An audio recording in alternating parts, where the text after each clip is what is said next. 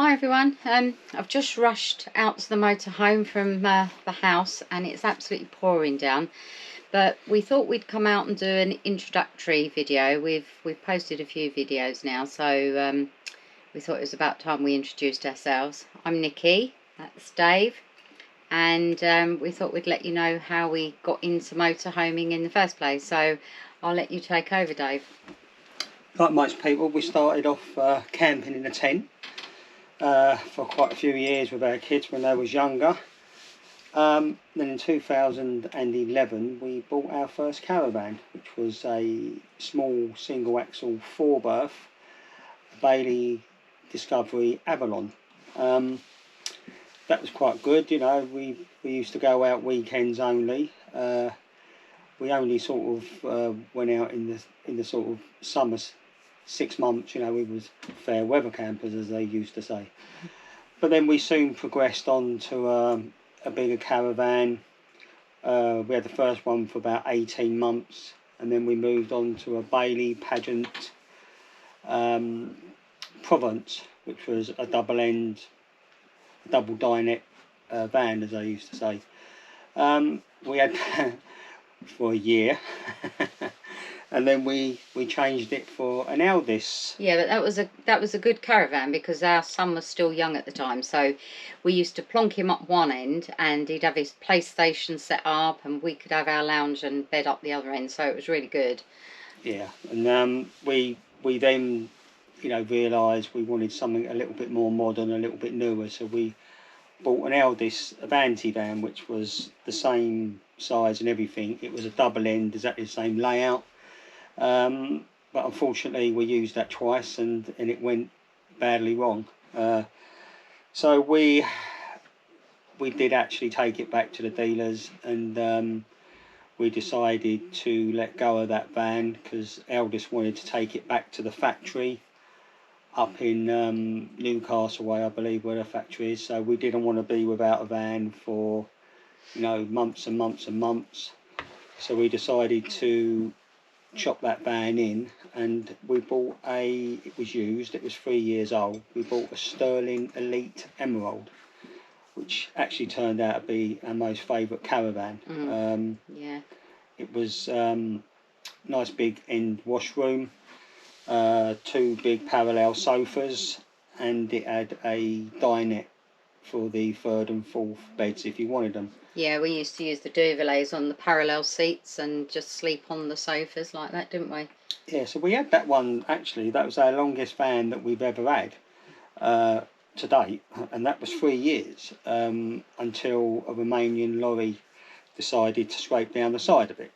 So unfortunately we did get it repaired under the caravan insurance that we had, but I felt that the damage was severe enough that it needed a new side, but unfortunately the insurance didn't want to pay for that, so they just did a repair on it. So we quickly got shot of that. Yeah, because it actually started to show through again once the work had been done, didn't it? So yeah. And we'd only actually used it once. You know, we travelled from our home in Kent up to a school at Palm Bay, which is just outside Margate. So it's probably about 35-mile tow, and we could see that the repair was already starting to break down. But by that time we'd already ordered another van, and you know, within 2 weeks we'd exchanged for a new Coachman, which was turned out it was a 545, which centre bathroom, which on the front of it seemed like a really good layout, but unfortunately that one didn't work out either. So after a year we chopped that one in and we bought another Coachman, which was the side transfer bed 575, and we was very, very happy with that. And we then went from there. I think we had that probably about a year and a half, and then we got the offer of our first motorhome at a fantastic price, which was impossible to turn down. So we then went and got this first motorhome. It was only a 2-berth Swift Rio, 6 metre. cute little van, but it was a lovely van, but the bathroom just wasn't doable in the end, and within within 6 months we knew we had to go for something better. So we then run that one in, and we bought an Eldis. Well, it's a dealer special actually, a Marcus Leisure special, and it was an Eldis Majestic. But Yeah, I love unfortunately, I love that yeah. motorhome. It was so homely, wasn't it? Yeah, it was a nice motorhome. It had all the bells and whistles, all the wet central heating. It had everything that you could possibly want, a big fridge, tall fridge. But unfortunately, we had that one for about 1.5 years, and the floor failed. It delaminated, but through the trauma of going back to the dealer and onto Eldis, we did actually discover that the floor had been repaired after 3 years old by the previous owner, hence why he had got rid of it. So unfortunately, nobody wanted to take responsibility for it. The supplying dealer didn't. The Eldis themselves didn't want to take any responsibility, because as far as they was concerned, they'd already repaired it once under warranty, but they wouldn't give any details of the dealer that actually did the repair, because that repair had failed in our possession. So anyway, to cut a long story short, we got a good price for it, because it was sort of coming out of the second lockdown. Suppliers of motorhomes were very far and few between at dealers in the Kent area, so we managed to get a good price for that. So we let that one go, and then we took our time, and we eventually bought the one we've got now, which is a Deathless Just 90. It's marketed as a 4-berth van, but we use it as a 2. It's got a drop-down bed, an automatic drop-down bed, and yeah, we're quite pleased with it, although it is going back to the dealers on Saturday to have the control panel changed on the bed itself, because that did fail as well. So but it's all under warranty. Unfortunately, it's taken since February to sort all this out. So lucky enough, we've been using it in service mode, as I probably told you in one of our previous videos. So we've been able to use it, and the bed's been fine until. Well, we was using it last weekend at Sissinghurst, and okay, the first night, Saturday morning, fine, not a problem. Dropped the bed down Saturday night, again, not a problem. Then we raised the bed Sunday morning, and the bed didn't go up straight. It was very noticeably on the cock, so to speak. So so that's I think that's to do with the alignment on the belts that drive it up and down with the motors. So one side had gone up and the other side had gone down. I managed to straighten it up myself by bringing it back down again and just sort of putting a little bit of pressure on it, and it has straightened it up, as I can see, but I can also see that it is slightly out. So we'll be getting the dealer to have a look at that Saturday when we take it in. So the bed's rocking for all the wrong reasons. Yeah, so yeah, the bed wasn't particularly as stable as it normally is. So there was a slight bit of movement in it for all the wrong reasons.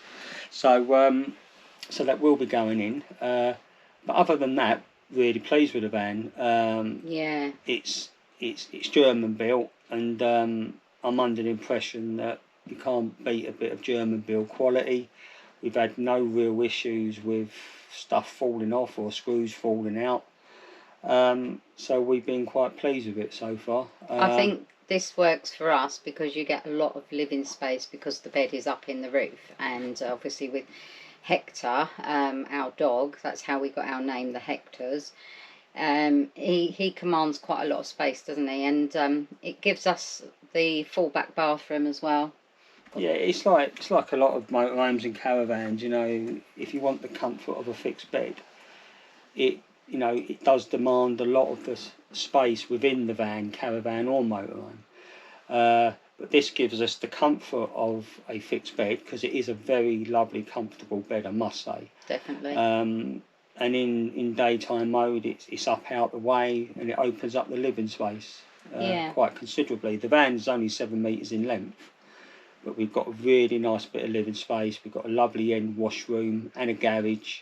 Big fridge. So I think I was going to say, I think our only niggle really, and that was mainly because it was winter months and we were still out rallying, is that when you wake in the morning, you've sort of got to wake the other person up to get out of bed and have somewhere to sit, because the bed needs to be away to sit down in the lounge. But it's not so bad in the summer because you can go outside and sit in the chairs, can't you? So yeah, but it's like all caravans and motorhomes. You know, there is always a compromise, and that is one compromise.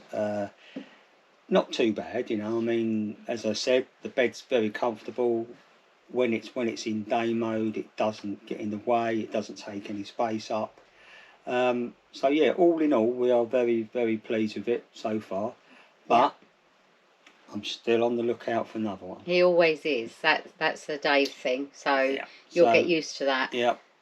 So we're going to the dealer Saturday to take the van in, God to have help the control us. panel done. This gives me a chance to have a look at the local dealer stock, because normally, under normal circumstances, I'm banned from going to the dealers. Yeah, he is banned. But unfortunately, she can't get out of this one because it's got to go in. Yeah. And unfortunately, she's got to come with me to give me a lift back. Yeah. So, but no, hopefully I will put blinkers to keep him away. But I think we're going to be pretty safe. I have had a look on their website, and they don't seem to have anything new in, unless they're not putting everything on their website. So again, I think, you know, within the Kent area where we live, a lot of the dealers are still struggling for stock. I don't know what that's like across the rest of the country, but surely it's got to amend itself at some point. Fed up with it now. Yeah. You can't go and see anything. We was thinking about going down to a biggish sort of camper van, you know, conversion van, and we was quite taken with the Adria Twin Supreme SLB.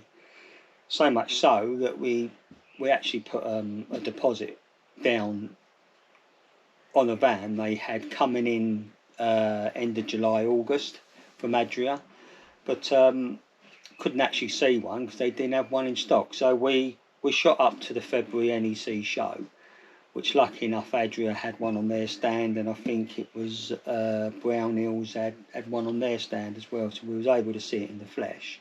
You know, that's after we'd sort of wrestled our way in the van. There was a couple of contenders really, but yeah.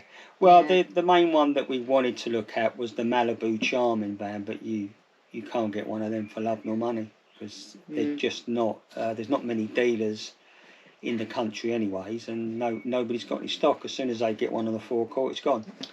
So yeah, it was sort of the next closest layout to it, and so we did put a deposit down. We went to the show, we had a look, we was quite pleased with it. So, you know, we told our supplying dealer that we wanted to push ahead with it. So there was no promise of a delivery date. It was just a question of they would notify it when the van was coming in, estimating end of July, early August, but I personally think it would have been a lot later than that. So, you know, getting concerned that, you know, we still hadn't seen enough of a brand new van that was going to be costing in the region of £80,000, we decided to hire one. We found out that Abacus Motorhomes in Andover hire them, so I got in touch with them and I arranged to hire the exact van that we'd ordered for 4 nights. So we picked that up, was able to leave the car at the dealers, and then we shot down to the New Forest for 4 nights, and we used it as we wanted to use it, you know, in the way of we went out every single day in it. Oh, we had a great time in it, really. We had a really good time, you know. It ticked a hell of a lot of boxes, it really did. We was able to park it anywhere, But where it didn't tick a box was, unfortunately, Hector just did not have anywhere to go in it. He had to learn to reverse very quickly, and I just felt so sorry for him, because every time we went in there he had to back up, and he was just standing there looking at me as if saying, where do I go now? He couldn't get on the bed because it was too high. Yeah. So so we come back from that trip, although we did enjoy it, and we, you know, we thought the van was fantastic, and as I said, it ticked a hell of a lot of boxes. But coming back from that, we had a little think about it, and we actually reviewed things, and you know, then we told our dealer that we didn't want to go ahead with it. So that was it. So I'm glad we hired it. So, yeah, I think in hindsight it was the right decision, being as we've got Hector. Maybe a different story when we're a little bit older and Hector's not about anymore. We forgot to bring him in. Yeah. Yeah. So we are sort of on the lookout for another van, but not in no immediate rush, because we are pleased with this one. But we sort of think that the next van will probably be our last van. So obviously we want to get it right this time, you know. So yeah, we are on the lookout, and we will have a look, and we'll see what comes up. If nothing comes our way before the October show, we'll probably go to the October show, and we'll see what's on offer.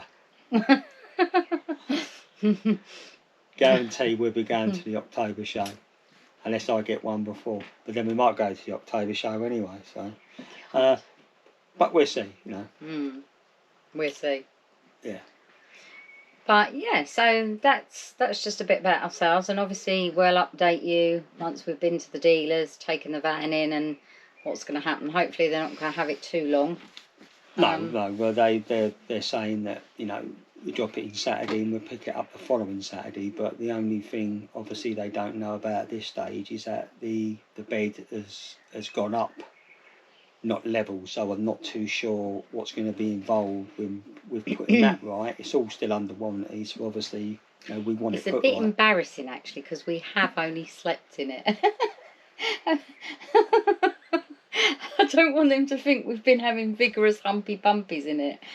Yeah, but you know, it is, you know, to be fair, when the bed's down, you know, because you can have the bed down on two different levels. You know, you can bring it down halfway and it stops, and then if you want to go low with it, you know, you press the button again and it comes right down.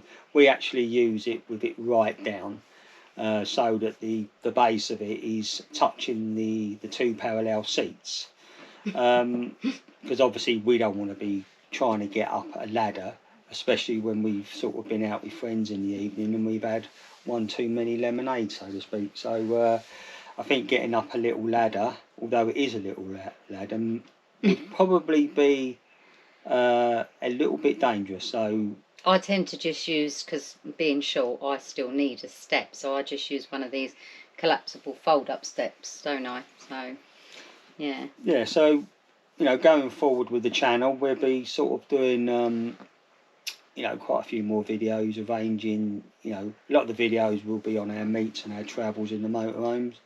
But we're sort of looking to do some reviewing of caravans and motorhomes a little bit later on down the line, when we can find any to review. Yeah, well, this is it. You know, you know, they've got to be available as well. So yeah, so that's the kind of thing that we want to do. You know, but yeah, we're in a little camping group, aren't we? We've got a few of us, and yeah, what we found, and I'm sure, you know, you guys out there's probably a lot of you have found the same thing, that, you know, campsites with all the facilities have really gone up in price. We've always done a lot of rallying since 2011 when we got our first caravan. We joined our local district association, and, you know, we got involved with a lot of rallies there. Met a lot of good friends through it as well, and you know, the rallying's very cheap. You know, I mean, most sites we go to has only got an house and dump and fresh water, so you do use your caravan till its maximum.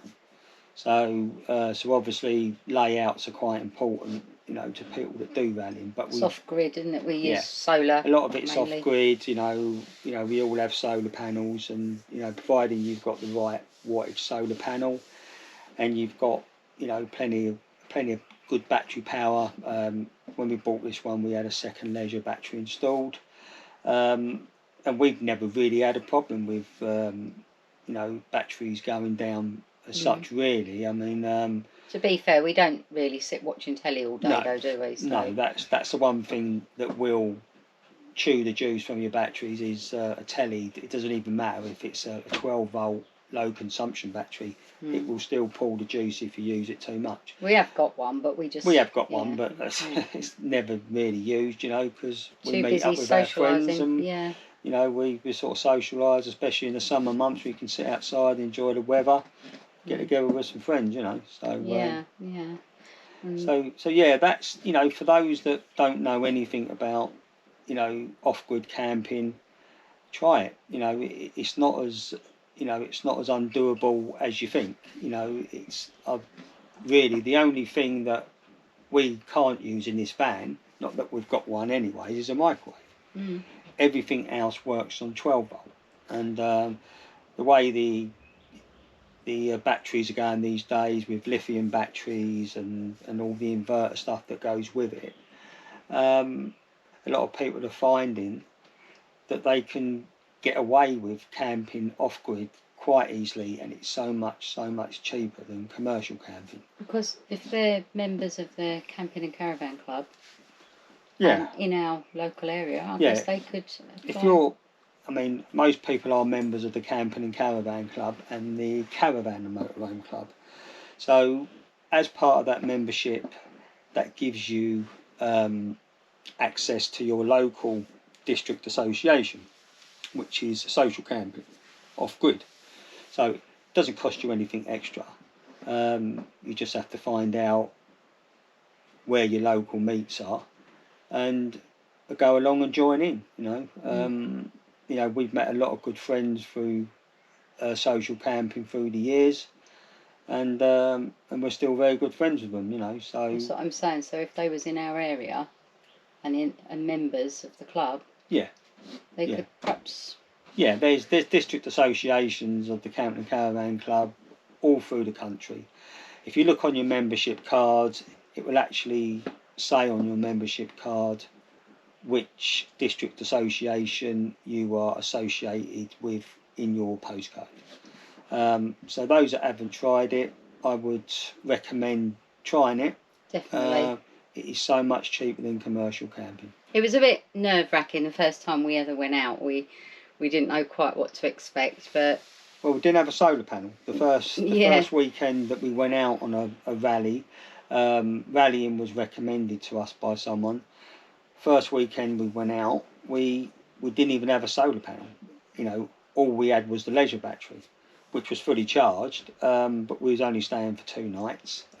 So we took some advice from a few of the regulars, and they said, oh, you'll be okay, but you really do need to get a solar panel. So obviously we had a look at that. We invested in the solar panel, and we used the solar panel from there. I did generate as well, but and then sort of found out afterwards that generators are quite frowned upon, and there was only certain times of the day you could use them. So really, that was a waste of time. So I ended up selling that anyway. So. So the only other thing I want to say really is that we've only just recently started to do all this videoing and filming, and we're still new to it all, still learning how to do it all. So we'd really appreciate if you could give us some likes, subscribe to our channel, and it would really help us to get going. So keep a watch out for further content, and we'll update you about the motorhome shortly. And we will be putting a video on probably Saturday or Sunday of our visit to the dealer on Saturday. Watch out the dealers. So yeah, we'll catch you soon, guys. Bye.